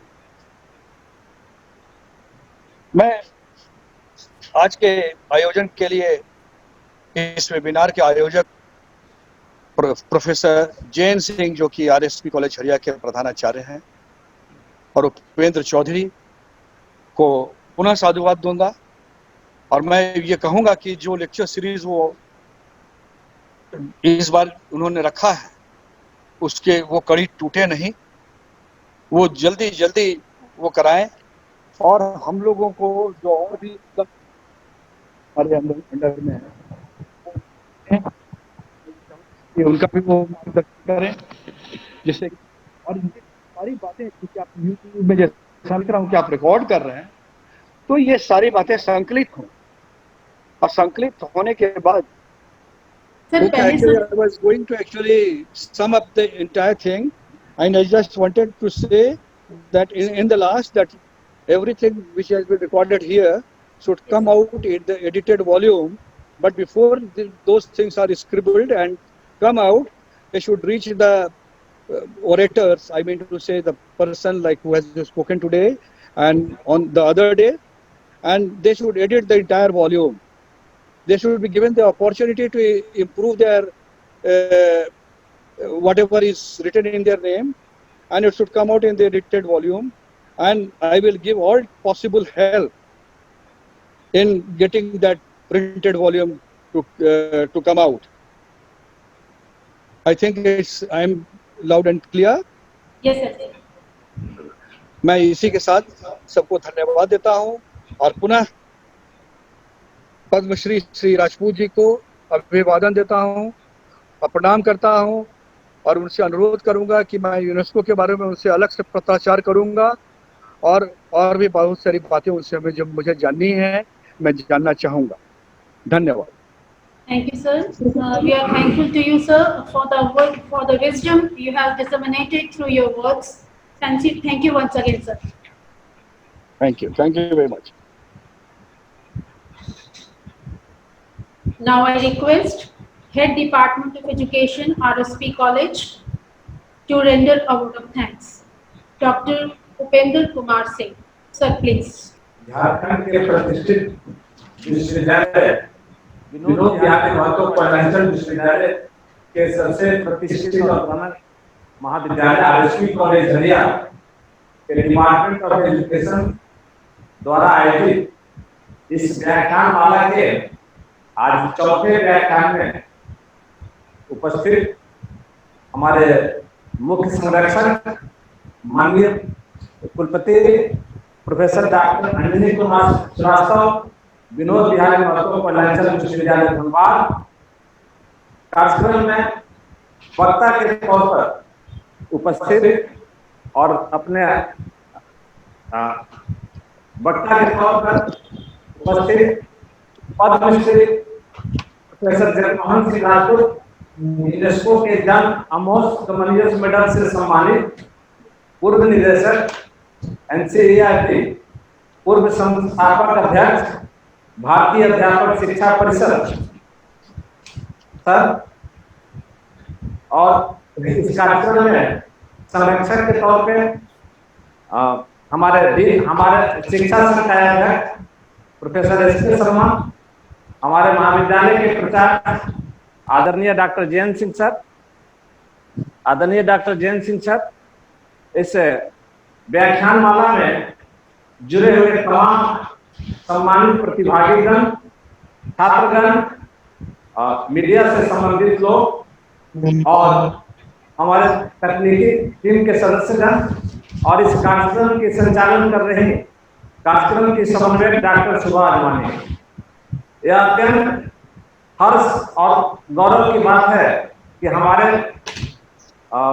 निवेदन पर, हमारे अनुरोध को स्वीकार करते हुए एक महान शिक्षक जो हम सभी शिक्षक समुदाय के लिए आदर्श हैं, पद्मश्री प्रोफेसर जगमोहन सिंह राजपूत सर ने अपनी स्वीकृति दी और मैं जब उनसे आग्रह किया और चूंकि मेरे पुराने सर से परिचय रहे हैं, मैं कई कार्यक्रमों में सर से साक्षात्कार किया हूँ, तब जब मैंने उनसे निवेदन किया, सर ने तुरंत स्वीकृति दे दी और सर ने कहा कि मैं तुम्हारे कार्यक्रम में एक व्याख्यान दूंगा, लेकिन विषय ऐसा रखो कि जिससे सभी प्रतिभागी लाभान्वित हों।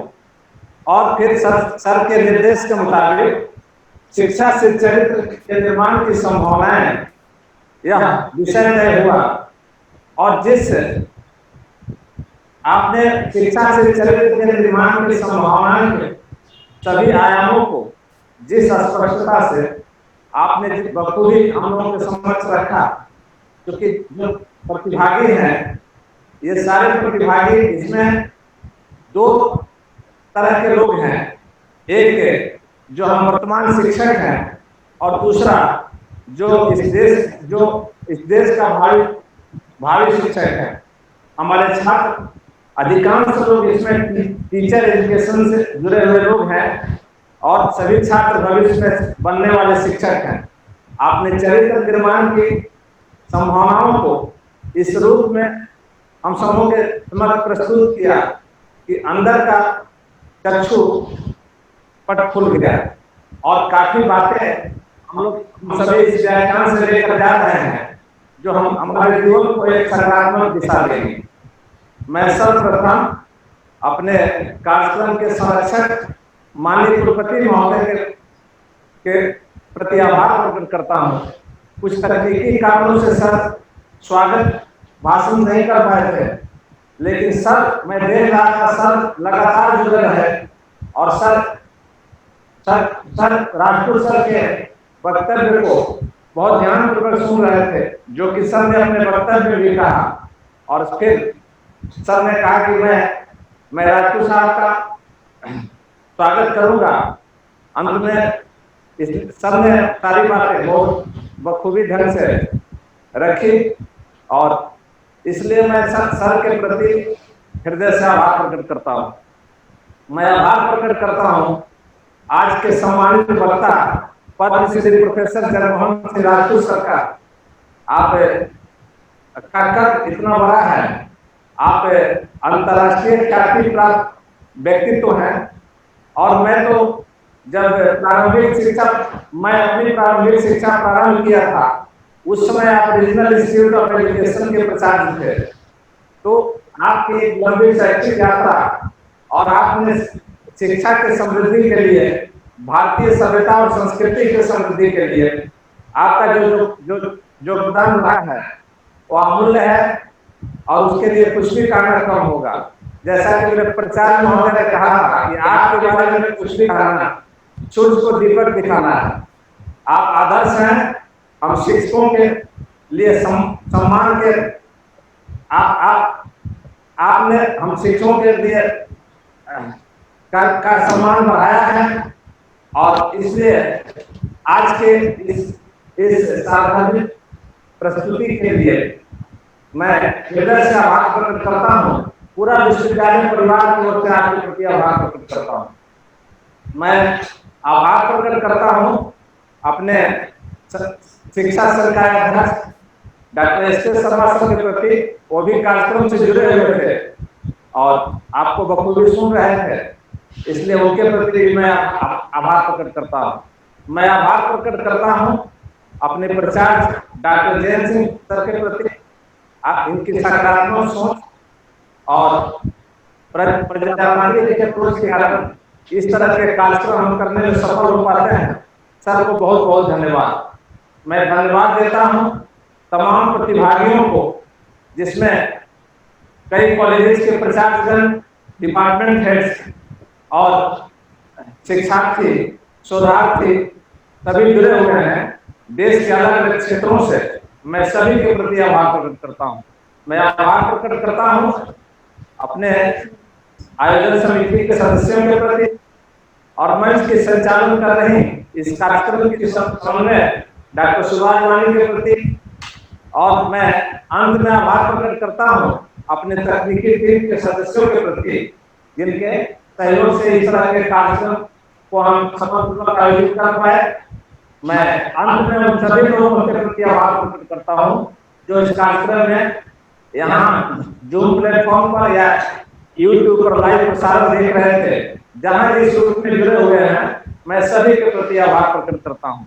अंत में पुनः राजपूत सर के चरण स्पर्श करते हुए उनके प्रति सम्मान प्रकट करता हूँ, अभिवादन करता हूँ, और पुनः भविष्य में उनका आशीर्वाद मिलता रहे उसके लिए आमंत्रित करता हूँ। सर आप दीर्घायु हो, आप स्वस्थ रहें और समस्त भारतवासियों को आपका आशीर्वाद मिलता रहे।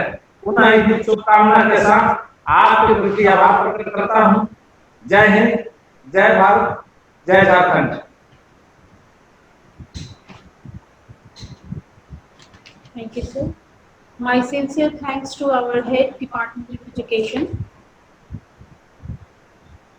Dear participants, tomorrow is the last day of 5-day special lecture series. Tomorrow we will listen Professor Khagendra Kumar Singh, Patna University, Patna, on New Education Policy Draft 2019. Special focus on school and teacher education. You all are requested to join 15 minutes prior, means try to join at 3:45 p.m. With this, now it's time for National Anthem. Today's program ends here.